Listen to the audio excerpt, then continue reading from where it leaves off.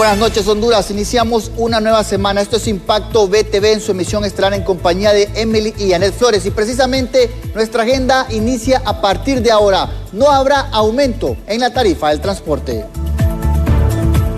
Mientras tanto, el COEP asegura no habrá propuestas a candidatos para los magistrados de la Corte Suprema de Justicia. También le informamos que hay preocupación ante el aumento de casos de COVID-19.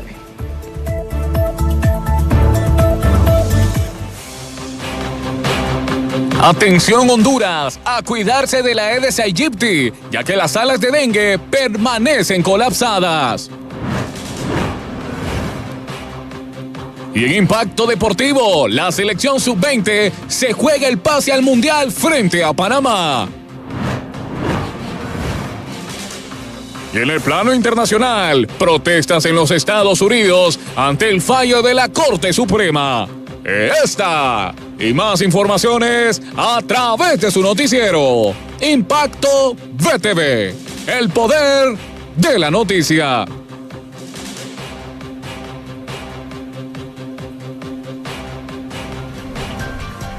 Bien, y así arrancamos con las informaciones y con la promesa de unos 500 millones de lempiras en subsidio para todos los transportistas, se descarta un aumento en los pasajes en todas las escalas. Pero ¿cuáles son los servicios? Veamos a continuación. El presidente del Congreso Nacional se reunió este día con transportistas y autoridades del Instituto Hondureño de Transporte Terrestre para acordar que no se incrementará en ninguna proporción el precio del pasaje urbano, al determinar que se pagará un subsidio de unos 500 millones de lempiras en los próximos meses. Es importante porque esto tiene un impacto en el presupuesto de la República y en el presupuesto del Instituto Hondureño del Transporte Terrestre. Necesitamos que esos recursos el mes de julio puedan estar incorporados en el presupuesto para poder empezar a sufragar la compensación económica al pasaje, que es de 3 lempiras en las principales ciudades del país donde hay transporte urbano. A grosso modo, ¿de cuánto estamos hablando que es el presupuesto para este subsidio? Sí, en el decreto que se va a mandar es de 240 millones de lempiras, ¿verdad? Que se puede extender por un periodo más de 3 meses por un monto similar, y que todo va a depender de la capacidad que tengamos como gobierno de hacerle llegar directamente el subsidio a la población que utiliza este tipo de transporte. También el presidente Luis Redondo ha escuchado las peticiones de los transportistas y ha mencionado algunos acuerdos en los cuales nuestro presidente del Congreso Nacional va a tener en los próximos días para trasladar a la Comisión de Transporte, como es el financiamiento, el alza de los repuestos, como también el seguro y la seguridad del transportista. Por su parte, el sector transporte manifiesta que por más de 12 años se les negó el análisis de un incremento a la tarifa, y es hasta ahora que se perciben cambios, así como un respaldo por parte del gobierno. Hace 12 años aproximadamente el sector transporte no tenía un incremento a la tarifa. En esta nueva administración se ha reconocido lo que debería de estarse pagando por temas de tarifa al sector transporte. También estábamos dando los espacios al gobierno, en este caso a través del Instituto del Transporte Terrestre y el Congreso Nacional. La preocupación nuestra era no tener definido el acuerdo para estos temas relacionados. Y en medio de aguas negras, prácticamente así están viviendo los pobladores de la colonia San Miguel, esto a orillas del anillo periférico. En medio de un pestilente hedor, así como un enjambre de zancudos. Así es el día a día de los pobladores de la colonia San Miguel y sectores aledaños, quienes han denunciado que ya no soportan tanta insalubridad debido a la conformación de una poza de aguas sucias. Aguantamos. Esto es un foco de contaminación tremendo, y de hecho pues en el centro de salud se ha visto la gran cantidad de pacientes atendidos por problemas estomacales. Esto es un hedor tremendo, ¿verdad? Imagínense ahorita en horas de la mañana que todavía no ha calentado el sol, cómo huele esto de feo, y la cantidad de zancudos y mosquitos que nosotros tenemos acá. Las enfermedades, a pesar del dengue, tenemos diarreas en los niños, tenemos deshidratación de tanto tufo que nos acosa en esta colonia. Así que rogamos a nuestras autoridades tomen carta en este asunto. Se ve en este momento al centro comunal, usted va a ver la cantidad de personas enfermas, producto de esto acá, aquí nomás en San Miguel. Ahorita usted puede ir a verificar. Lleno de gente enferma. Lleno de gente, ahorita el centro comunal. Desde hace 2 años, estos residentes de la colonia San Miguel denuncian contra las autoridades municipales sin recibir respuesta. Y la situación ya se tornó tan insostenible debido a que ahora hasta para degustar sus alimentos sienten ese olor pestilente. La pestosidad que nosotros tenemos aquí es muy grande. A la hora de desayunar, almorzar o cenar no podemos. En realidad es un tufazón que se penetra en nuestras casas, horrible. Cuando llueve, esto es peor todavía. Colonias de arriba, Travesía, La Sosa, La Era, la 30 de noviembre, La Aurora, La Cempé, todas esas fecales que bajan de allá, la parte de arriba, son las que vienen a dar aquí a esta laguna de heces fecales que tenemos. Corremos el riesgo de que en este sector vaya a haber una variedad de personas muertas acá, producto de la epidemia que se está ocasionando en esta piscina de heces fecales. No solo es la insalubridad, sino la prevalencia de zancudos. Aún así desconocen cómo la Secretaría de Salud no levanta su voz para que se solucione el problema, ya que estos, entre comillas, luchan contra el mosquito. Sin embargo, este predio pertenece al Estado, sigue como generador de enfermedades y desechos. Con imágenes de Walter Pérez, les informó Pablo Martínez. Y este tipo de problemas sociales también se hace presente en la zona de las colonias Cerro Grande, donde pobladores están exigiendo contar con el servicio de agua potable, ya que así lo dice el contrato establecido. Sin embargo, no han dado detalles del por qué tienen tanto tiempo sin contar con el servicio y hoy demandan que son más de 600 hogares los que carecen del vital líquido. Mire, tenemos aproximadamente 5 a 6 meses de no tener agua. La gente está comprando agua. Ahí vienen las tanquetas, si usted ve. La gente aquí está comprando agua. La que no puede comprar tanquetas de agua agarra de la lluvia, pero ya no está lloviendo. Ustedes pueden ir a ver allá las casas, cómo están las casas sin agua. Queremos que la empresa Harbor nos entregue el proyecto a una junta de agua, porque si ellos ya no tienen capacidad de manejar el proyecto, que se lo entreguen a una junta de agua, que la junta de agua ya está. Ahora bien, si no hay una respuesta, ¿van a seguir con las medidas de presión? Si no hay una respuesta, nosotros seguimos con las medidas de presión. Por otro lado, en la inauguración de la Plaza Isiobet, el exmandatario Manuel Zelaya Rosales aseguró que se ha creado la aprobación de un PSM por parte de la presidenta Xiomara Castro. Veamos de qué se trata. Luego que se anunciara la creación de los PCM para la atención a familiares de mártires de la resistencia, autoridades detallan la importancia y beneficios de este programa. El motivo de la creación de los PCM es para apoyar a las víctimas del golpe de Estado y que fueron aproximadamente casi 200 personas, pero hay otras más que todavía no, que están en el anonimato. Y se les va a apoyar con becas, se les va a apoyar con trabajo y otras prebendas. La falta de acceso a la justicia para romper la impunidad es precisamente los principales motivos para poder atender a estas familias que lucharon en el golpe de Estado, según defensores de derechos humanos. La vida humana es irreparable y una vez que asesinaron a una persona, no habrá forma de devolverlo, precisamente porque en este país no ha habido acceso a la justicia y seguimos y siguen demandando los familiares acceso a la justicia, que se haga justicia en el caso de las personas que fueron asesinadas durante el golpe de Estado en el contexto de su movilización. Rendir un tributo a todas aquellas personas que lucharon por la defensa de la democracia sería lo mínimo que se podría hacer, aseguran algunos congresistas. Creemos que es un derecho y un deber de parte de nuestra presidente o presidenta el resartir o beneficiar a aquellas familias que fallecieron en el marco de la defensa de la democracia por parte del régimen de Juan Orlando. Como positivo califica la población hondureña el hecho de poder retribuir una lucha en la que se perdieron vidas humanas. Yo creo que es si hay los fondos para hacer eso, es una excelente idea, porque hay que darle algo a aquella gente que luchó contra los que estaban en contra de la democracia. En conmemoración a la lucha de las personas en el 2009 durante el golpe de Estado, la presidenta Xiomara Castro ordenó la creación del PCM 2022 en ayuda y beneficio para las familias que lucharon durante todo este tiempo. Con imágenes de Marvin Andino, les informó José Luis Castellanos. Y este nuevo PCM que beneficia a las familias de los mártires ha sido creado bajo la legalidad, debido a que Honduras fue declarado culpable por violaciones a los derechos humanos durante el golpe de Estado. Bueno, en todo proceso de reparación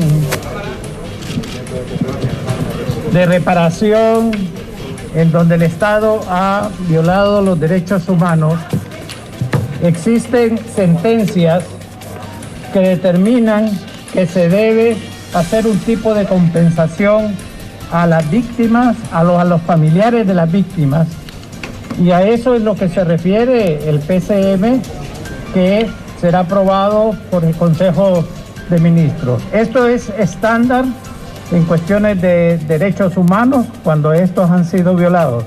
Recuerden que la Comisión Interamericana de los Derechos Humanos revisó este tipo de casos y declaró culpable al Estado de Honduras por las muertes o fallecimientos de estos compatriotas. Así que es un procedimiento estándar a nivel internacional. Y en temas de violencia e impunidad, lo que está pasando con el gremio de abogados y también con los periodistas a nivel nacional, se ha conformado un solo bloque que busca dar respuesta a las personas afectadas o a las familias afectadas, tanto de comunicadores como abogados, y anuncia que debido a la impunidad de estos casos podrían establecer una demanda internacional contra el gobierno hondureño. Hoy, como Colegio de Abogados, nos encontramos en la penosa necesidad de preparar una denuncia ante la Comisión Interamericana de Derechos Humanos por la violación de los derechos y garantías y la impunidad del más del 95% de casos de abogados y periodistas que se encuentran en total impunidad en los últimos 8 años. Hoy hemos respaldado también al Colegio de Periodistas en sus acciones y haremos frente común a mantener la libertad de expresión, la seguridad jurídica y el Estado de Derecho. Hoy cambiamos de información porque en el marco de su 486 aniversario, San Pedro Sula lo celebra a lo grande. Pero para ello se encuentra Mariela Manzanares desde la Feria Juniana para darnos los detalles y hablarnos acerca del ambiente que se está viviendo a esa hora de la noche. Con usted, Mariela, adelante. Buenas noches, Janet, y buenas noches, estimados televidentes que sintonizan Impacto BTV Estelar. Y en efecto, San Pedro Sula de manteles largos, San Pedro Sula de fiesta, conmemorando su 486 aniversario.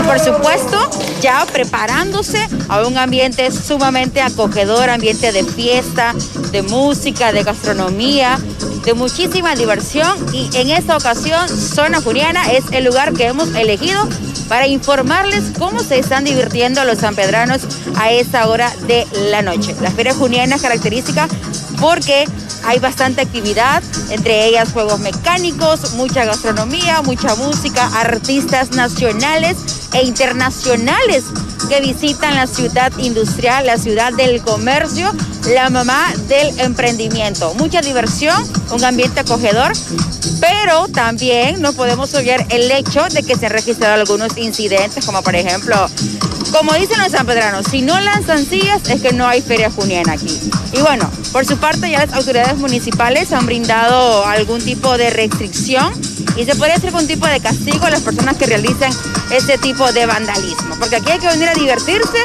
pero siempre respetando, por supuesto, el buen trato entre todos. Como pueden observar, hay un ambiente sumamente ameno, mucha música tecno al parecer a esta hora de la noche.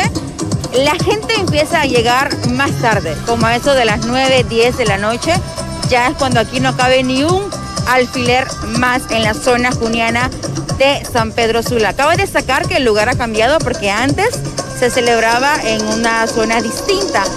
Ahora han elegido este centro como el nuevo sitio, la nueva sede para la zona juniana en San Pedro Sula, celebrando sus 486 aniversario. La invitación es para usted, amigo televidente, amigo sanpedrano, amigo capitalino también, que puede visitar San Pedro Sula y celebrar a lo grande de todo el ambiente que se está celebrando para esta próxima semana. Ya es la última semana que se va a estar desarrollando este ambiente.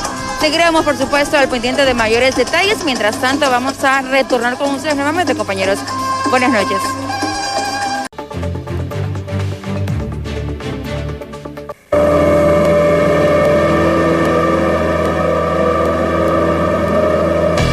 Gracias por continuar con nosotros. Ya nos acompaña en el estudio nuestro compañero Walter Pérez, porque se han cumplido 12 años de un hecho trágico que sucedió en Tamaulipas, México, y sobre todo que tiene que ver con hondureños. Más de 10 hondureños perdieron la vida en esta situación que sin duda alguna se recuerda hoy luego de 12 años. Walter, muy buenas noches, ¿cómo estás? Buenas noches, Oscar, televidentes, muy buenas noches. Fueron 72 migrantes, Oscar, los que murieron trágicamente en este escenario violento, mejor conocido como la masacre de Tamaulipas.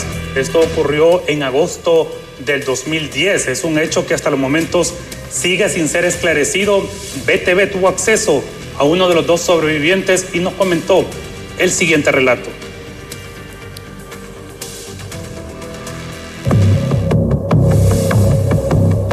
Me pararon 2 disparos, uno tengo en la rodilla, uno tengo aquí en mi brazo.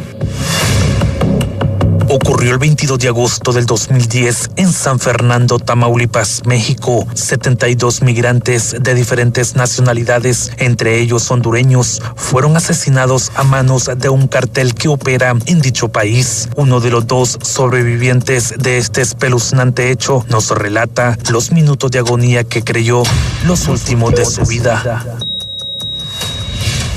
Se veían la sangre de nosotros, comenzaban a matar a las mujeres. La miraban hasta 10 hombres. ¿Enfrente de usted? Enfrente de nosotros llorando, orando, le pidiendo a Dios que los salvara, pero en ese momento yo agarré valor y le dije al brasileño y al ecuatoriano que me ayudaran para escapar y conseguir ayuda para salvarlos a ellos. Pues, lastimosamente, pues, no fue así. La verdad, cuando ellos miraron que yo escapé, pues, ellos me siguieron, yo me tiré por un cañal de San Fernando a salir a un río, estuve 45 minutos debajo del agua.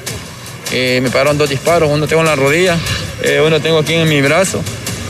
Pues agradezco a Dios porque verdad ellos creyeron que yo estaba muerto, que eché bastante sangre bajo el agua y yo a los 5 minutos salí bajo el agua, me senté en la orilla del río que estaba allí. Fue cuando me puse a orar, le pedí a Dios que me diera fuerza y regresara ahí otra vez donde estaban mis compañeros y estaban vivos. Y para mí fue muy triste porque regresé donde estaban todos mis compañeros balaceados, pedazados. Para mí me fue el mundo encima. Solo oí los clamores de mi compañero ecuatoriano. Fue cuando yo a él lo agarré a tuto y me lo eché en el lomo y lo saqué del rancho San Fernando. Caminamos 75 kilómetros debajo de una tormenta eléctrica. Fue cuando encontramos los marinos. Según el informe, los migrantes fueron interceptados por un grupo armado conformado por al menos 37 miembros de una organización criminal. Posteriormente, fueron llevados a una especie de bodega donde los sicarios, tras dialogar con ellos, comenzaron a amarrarlos de 2 en 2 y posteriormente les dispararon sin piedad. En primer lugar, a los gobiernos de los 3 países involucrados, Honduras, Guatemala, México y el propio Estados Unidos, que deben de realizar acciones por detener la actividad criminal de estos grupos que realizan torturas, secuestros e incluso la muerte de muchos migrantes en toda la frontera. En total, fueron 54 hombres y 18 mujeres los ejecutados. De estos, 30 eran hondureños. Sus cuerpos fueron repatriados. Bueno, esta masacre de Tamaulipas ha sido una de las más grandes y que ha quedado impune.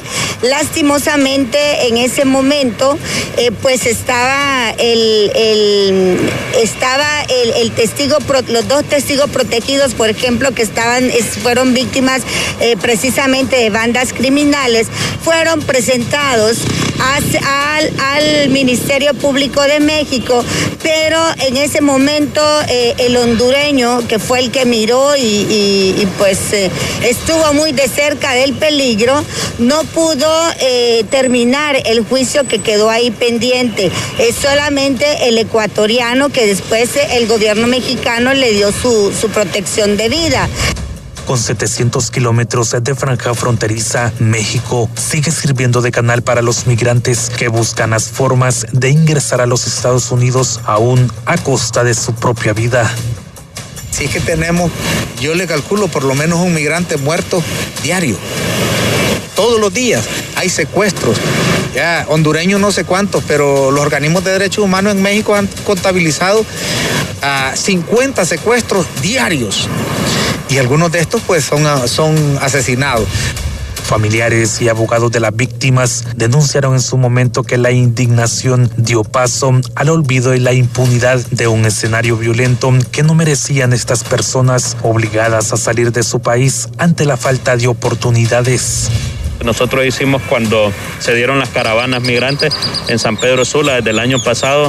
Estuvimos encuestando y determinamos que 4 de cada 10 personas que se iban en estas caravanas era porque no le habían atendido el problema del desplazamiento. Entonces, si una persona que está siendo desplazada forzadamente por la violencia no se le da una respuesta o una atención integral, esa es una persona fija que se va a ir del país. Pese a esto, los migrantes siguen saliendo de sus países en busca de un sueño lleno de peligros. Con imágenes de Denis Velázquez, les informó Walter Pérez.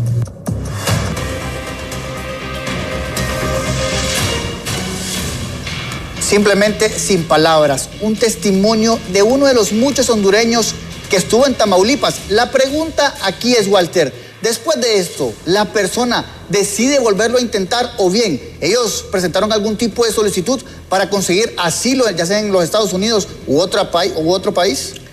Déjame contarte, Oscar, que en su momento nos comentó pues el hondureño, uno de los 2 sobrevivientes, sabemos que el otro es un ecuatoriano. Ellos pues tras pasar prácticamente ya casi 12 años de este escenario violento, ya Estados Unidos los acogió con una visa humanitaria, según lo que nos informó en su momento el hondureño. Ya pues le quedaban pocos días en el país, ya a esta altura pues él ya se encuentra en tierras americanas, acogido luego de este escenario violento que miramos en esta información. Esta es la realidad, Walter y televidentes, de la situación migratoria. Usted se preguntará por qué lo abordamos tanto. Es que cada día son historias distintas las que se están generando, no solo en Honduras, porque está siendo utilizado como país de tránsito. Ya las organizaciones pro-migrantes están haciendo un llamado para elevar todos los derechos humanos y civiles de estas personas. Y no solo ocurre en México, sino también ahora en la jungla del Darién, en Panamá, que se ha convertido en la principal ruta de migrantes venezolanos, cubanos, haitianos, que están dejando todo para llegar a los Estados Unidos, donde se reportan robos, violaciones e incluso matanzas, según testimonios que hemos recogido aquí en BTV. Esta es la situación y precisamente, Walter, gracias por haber estado con nosotros. Nuestro compañero José Luis, ubicado en el centro de la capital, nos tiene el reporte siguiente. Hay un grupo de venezolanos aquí en Honduras, aquí en Ciudad Capital, que está demandando ayuda para poder seguir con su ruta migratoria. Recordemos que migrar es un derecho, sin embargo, ellos están sin recursos, ya que han pasado varios obstáculos, principalmente en la jungla del Darién, en Panamá, donde la situación cada vez es más complicada. José Luis, muy buenas noches. Buenas noches, licenciado. Pues sin duda alguna los casos de migración específicamente acá a Honduras se siguen generando porque pues el día de hoy aquí precisamente donde nosotros nos encontramos en el Parque Central de la capital, pues se encontraba una familia específicamente de Venezuela. Esta familia pues nos comentó, una familia bastante grande porque son 9 las personas que se encontraban, entre ellas pues eran 4 varones, 3 mujeres y 3 niños que andaban aquí. Nos comentaban una ruta que traen desde Venezuela. ¿Por qué? Porque van hacia los Estados Unidos. El día de hoy, en horas tempranas, pues estaban en lo que era la primera entrada de la colonia Kennedy. Luego se movilizaron a lo que fue el Boulevard Morazán y concluyeron aquí la tarde.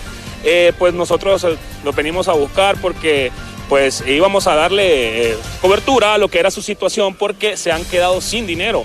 Están pidiendo dinero aquí en las calles con un rótulo, pues ellos diciendo claramente de que son del país de Venezuela, que no son de acá, no conocen incluso, y pues se habían trasladado hasta acá porque nos mencionaba una de ellas, era un punto pues bastante céntrico. Aparte de eso ellos miraban seguridad y asimismo tenían miedo a lo que fuera que fuesen asaltados o algo peor. ¿Por qué?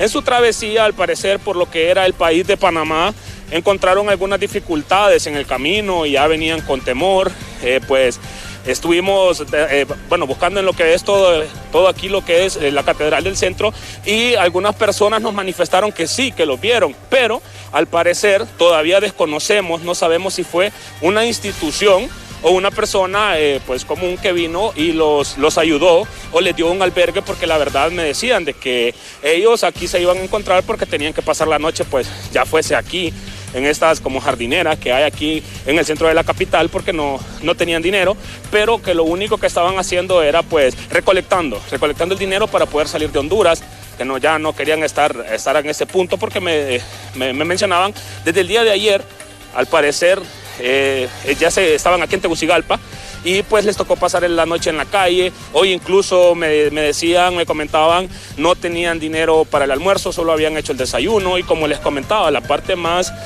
triste de este caso pues sería que andaban 3 niños, o sea, se miraban bastante pequeños los niños, y pues ella me decía, nosotros los adultos pues podemos aguantar un poquito más, pero con la cuestión de los niños ya es un poco más difícil. Y pues vamos a tratar de darle seguimiento. El día de mañana vamos a tratar de indagar, de averiguar si pues ellos están en alguna institución o pues ya lograron recolectar lo que fue el dinero y tuvieron que salir de Tegucigalpa. Vamos a seguir tratando de seguirle dando seguimiento y pues poder llevar lo que es el informe de lo que la situación de que ellos están viviendo, y si pudieron pues ya continuar lo que es su camino. Este es mi informe hasta ahora, compañeros. Retornamos a estudios. Muchas gracias, José Luis, por este informe a esta hora de la noche y mostrarnos la realidad, la dura realidad de muchos miles de migrantes que transitan por nuestro país buscando el llamado sueño americano, exponiendo sus vidas y por supuesto la de estos pequeños. Estaremos al tanto de esta información, le daremos seguimiento a la misma el día de mañana. Ahora, siempre en este contexto de noticias, por 30 días aseguran que los migrantes en el sur de México podrían transitar sin temor a ser deportados. Sin embargo, autoridades que siguen muy de cerca su paso aseguran que esto es una falacia y podría ser una trampa. Y esto de que se estén otorgando estas posibilidades de tránsito por el territorio de México por 30 días, nos decían a nosotros algunas entidades allá en Tapachula, México, que realmente solo es una forma de entretener a la población mientras son deportados, porque los trámites de solicitudes de asilo, por ejemplo en México, en Estados Unidos, tardan más de ese tiempo, y que es una forma de mantener a la población creyendo que van a alcanzar el sueño americano, que van a poder cruzar por la frontera sur con Estados Unidos, cuando en realidad eso no ocurre. Lo que pudimos ver es cantidades de compatriotas nuestros y de otras nacionalidades que están siendo deportados. Y en otro orden de noticias, ante la decisión del Consejo Hondureño de la empresa privada de no participar en la elección de la nueva Corte Suprema de Justicia, se abre el debate si realmente habrá o no habrá una reforma a la ley. El Consejo Hondureño de la empresa privada fijó su postura en torno al proceso para la selección de candidatos a ostentar una magistratura en el Poder Judicial. Pese a que la ley los dispone entre las 7 instituciones para nominar, estos están de acuerdo con que se hagan reformas, pero no harán propuestas. El COEP, parte de esta junta nominadora, pues nosotros hemos venido evaluando esto y se puede llegar a considerar un conflicto de interés, convertirnos en juez y parte. Así que lo ideal va a ser de que todas las personas que tengan una aspiración a convertirse en magistrados a la Corte Suprema de Justicia hagan directamente su autopropuesta ante la Junta Nominadora. Y esa es la valoración que se ha estado realizando. Se va a presentar a Junta Directiva para que la Junta Directiva tome una decisión. Congresistas critican que el COEP tenga posturas tales como las que se observa y que en el pasado avalaron procesos de selección manchados con ilegalidad y el silencio fue su estandarte. ¿Cómo puede el COEP a priori venir y manifestar que no van a acompañar? La otra situación es que el COEP ha acompañado procesos anteriores que han estado viciados, que han tenido serias denuncias de que hubo ofertas de millones de lempiras, de que hubo presiones. Ustedes vieron cómo fue el proceso de selección anterior, donde se tuvo que repetir la votación infinidad de veces y en ese momento el COEP no se sintió incómodo. Autoridades del Congreso Nacional informan que existe tiempo para elaborar un dictamen. No obstante, queda el sabor amargo en el pueblo hondureño, y es si este proceso se hará con premura o, como es de costumbre, a matacaballo, sin dar paso a razonamientos y discusiones. Ya la reforma o la nueva ley, puedan ellos seguir participando. La verdad es que todos los abogados de Honduras deberían de tener la posibilidad de participar sin necesidad de que ningún grupo los pueda nominar. Y yo creo que es mucho mejor esa posición para que tengamos los diputados la posibilidad de analizar el currículum no de 45, sino que de muchas más personas. Ya no hay tiempo. A más tardar la primera quincena de julio deben estar aprobadas las reformas o se irá con la misma normativa actual. Es por ello que piden que al menos uno de los proyectos, el presentado por el secretario de Transparencia, sea tomado en consideración y así exista una autopropuesta y no injerencia política en la selección de estos candidatos. Con imágenes de Walter Pérez les informó Pablo Martín.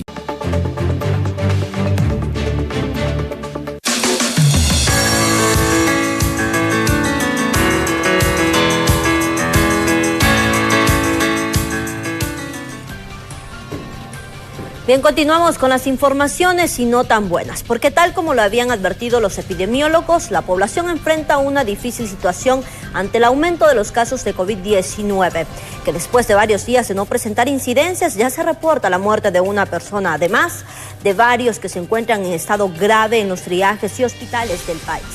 Veamos.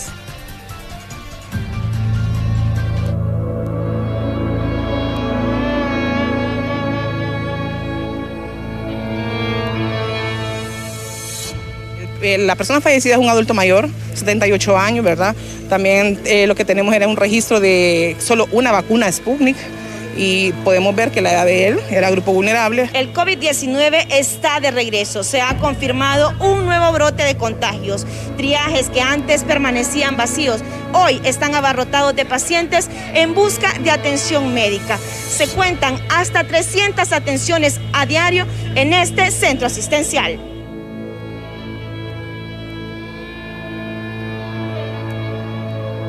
La positividad pues se ha mantenido, pero sí hemos recibido varios pacientes, ¿verdad? De 130 antígenos, entre 100 a 130 antígenos que hemos estado realizando, están saliendo entre 60 a 80 pacientes positivos. Hemos estado ingresando pacientes en sala de estabilización desde esta semana que pasó, pero la mayoría de ellos están estables, ¿verdad? Pero sí ameritaban ser referidos a los diferentes hospitales para que no se vayan a complicar. El día de hoy tuvimos 2 ingresos, ya fueron referidos al Hospital del Tórax. Médicos del Hospital Escuela advierten sobre la alta incidencia de pacientes con COVID-19 en estado crítico, lo que incrementa el riesgo de muerte. Y vea que es situación que no tenemos un repunte de casos moderados, tenemos un repunte de casos de cuidados intensivos. Tenemos 3 adultos en cuidados intensivos, 1 en intermedio y un niño que está con COVID. O sea, tenemos 5 casos, después de casi 3 meses de no tener ni un solo caso de COVID en el Hospital Escuela.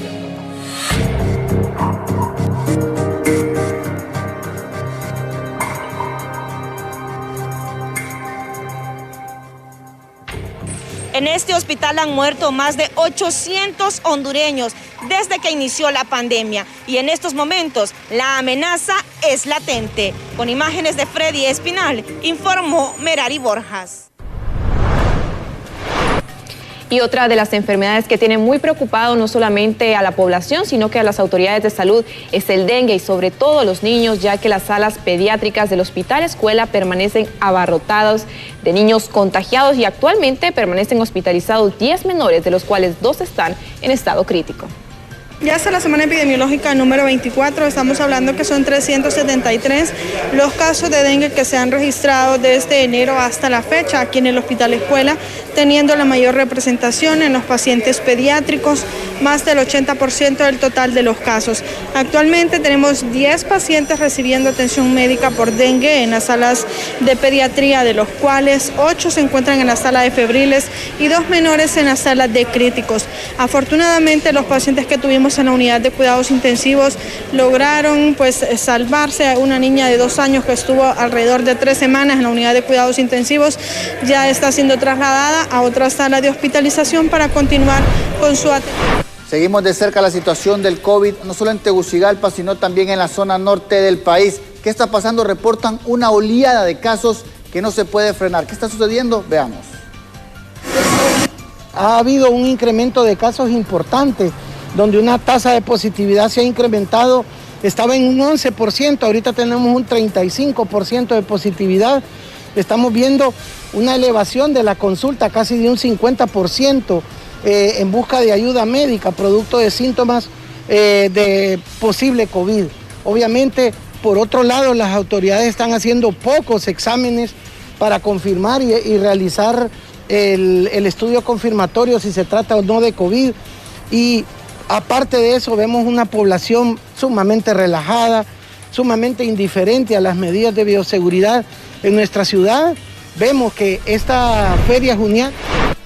Bien, y en otras informaciones, quedarán sin protección cientos de niños si se llegan a cerrar al menos 10 guarderías aquí en la capital, luego de que los empleados no pudieran ingresar a las instalaciones y no obtener una respuesta por parte de las autoridades.